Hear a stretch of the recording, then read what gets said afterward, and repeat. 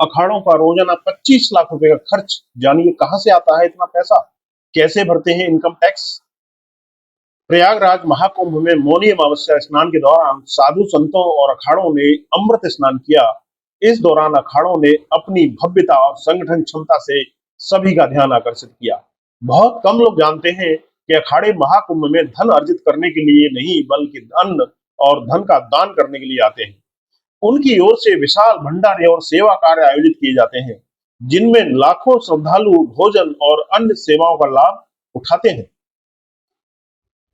अखाड़ों को वित्तीय व्यवस्था और प्रशासन। अखाड़ों का संचालन अत्यंत संगठित तरीके से किया जाता है। प्रत्येक अखाड़े में कई महत्वपूर्ण पद होते हैं जो विभिन्न कार्यों का संचालन करते हैं। इनमें प्रमुख रूप से मुंशी, प्रधान, थानापति और कोठार जैसे पद शामिल होते हैं। इनके अलावा अखाड़ों का वित्तीय प्रबंधन भी अत्यधिक पारदर्शी होता है। अखाड़ों के चार्टर्ड अकाउंटेंट की भूमिका।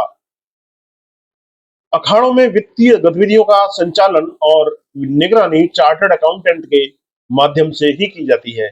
ये पेशेवर न केवल अखाड़ों के प्रत्येक खर्च का हिसाब किताब रखते हैं बल्कि उनका आयकर रिटर्न भी फाइल करते हैं। रिपोर्ट्स के अनुसार महाकुंभ के दौरान अखाड़ों का औसतन दैनिक खर्च लगभग 25 लाख रुपए तक पहुंचता है।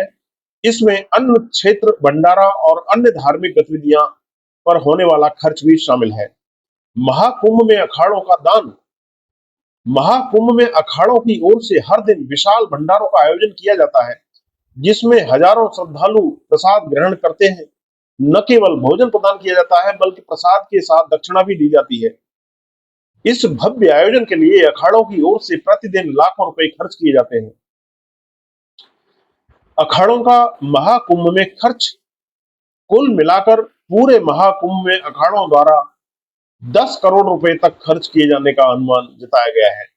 प्रतिदिन लगभग 25 लाख रुपए का खर्च आता है। यह सवाल स्वाभाविक रूप से उठता है कि अखाड़ों की इस प्रकार की वित्तीय व्यवस्था आखिर संचालित कैसे होती है और उनकी आय का स्रोत क्या है। अखाड़ों के प्रशासनिक पद। अखाड़ों का संचालन अत्यंत सुव्यवस्थित ढंग से किया जाता है।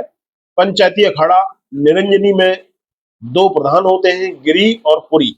इन दोनों प्रधानों के हस्ताक्षर से ही अखाड़े के सभी वित्तीय लेन देन संचालित होते हैं। इसके अलावा निरंजनी अखाड़े में 8 श्री महंत होते हैं, जिनमें से 7 सचिव बनाए जाते हैं। अखाड़े के समस्त प्रशासनिक और वित्तीय कार्यों की जिम्मेदारी इन्हीं सचिवों पर होती है। अन्य नागा संन्यासियों को भी विभिन्न प्रशासनिक कार्य सौंपे जाते हैं।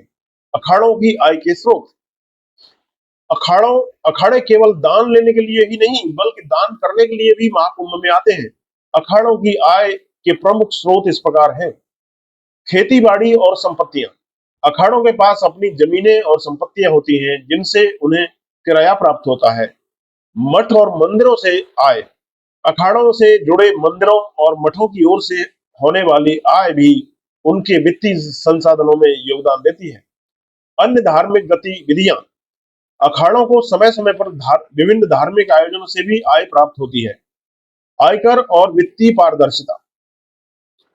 अखाड़ों की समस्त वित्तीय गतिविधियों का लेखा जोखा रखा जाता है।